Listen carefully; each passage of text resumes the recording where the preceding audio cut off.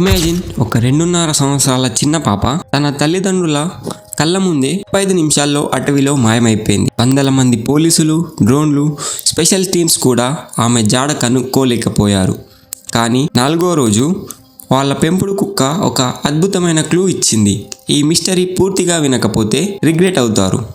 కాకినాడ జిల్లా తూని మండలం అగ్రహారం గ్రామం దగ్గర ఉన్న 40 ఎకరాల పామాయిల్ తోట. ఇక్కడ ఒక కుటుంబం ఉంది. తల్లి, తండ్రి, వాళ్ళ 2.5 ఏళ్ల కూతురు జాన్వి.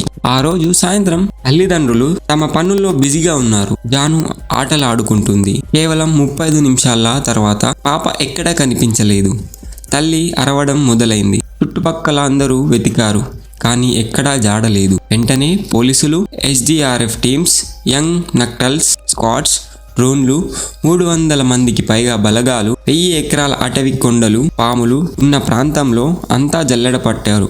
కానీ ఒక్క ట్రేస్ కూడా దొరకలేదు. ఎవరైనా కిడ్నాప్ చేశారా? జంతువులేమైనా, లేక వేరే ఏదైనా మిస్టరీయా? 4వ రోజు ఒక అద్భుతం జరిగింది. వాళ్ళ పెంపుడు కుక్క టామీ అటవీ నుంచి తిరిగి వచ్చింది. కానీ ఆ కుక్క ప్రవర్తన చాలా వింతగా ఉంది. అది అటవీ వైపు చూసి అరవడం, ఏడ్చినట్లు ఉండడం, అది పాప జాడ చూపిస్తుందని అందరూ అనుకున్నారు. ఈ క్లూతో ఇన్వెస్టిగేషన్ కొంత మలుపు తిరిగింది. ఇప్పటికీ పాప జాడ తెలియాల్సి ఉంది. ప్రజలంతా ప్రార్థన చేస్తున్నారు. పిల్లల విషయంలో కనీసం ఒక్క క్షణం కూడా నిర్లక్ష్యం చేయకూడదు.